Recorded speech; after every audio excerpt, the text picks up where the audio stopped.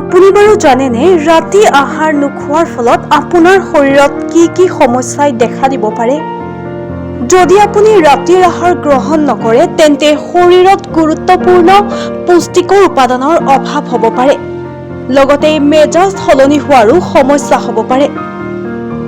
বহু গৱেষণাত প্ৰমাণিত হৈছে যে ৰাতি ভোকত থাকিলে তেজত চেনিৰ মাত্ৰা হ্ৰাস পায়, যাৰ বাবে খিংখিঙীয়া হোৱাৰ অভিযোগ উঠিব পাৰে। কেৱল ৰাতিৰ আহাৰেই নহয়, যিকোনো খাদ্য এৰিলে আপোনাৰ শৰীৰত ক্ষতি হ'ব পাৰে। যদি আপুনি নিয়মিতভাৱে এই কাম কৰে তেন্তে শৰীৰত দুৰ্বলতা আহিব আৰম্ভ কৰিব। ৰাতি খাদ্য নোখোৱাৰ বাবে আপোনাৰ মগজুৰ কাৰ্যত বহুত বেয়া প্ৰভাৱ পৰিব পাৰে।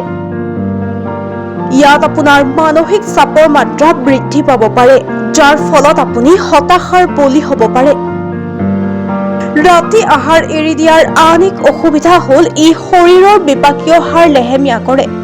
ইয়াৰ ফলত ওজন বৃদ্ধি পাব আৰু ওজন কমাবলৈ কঠিন হ'ব।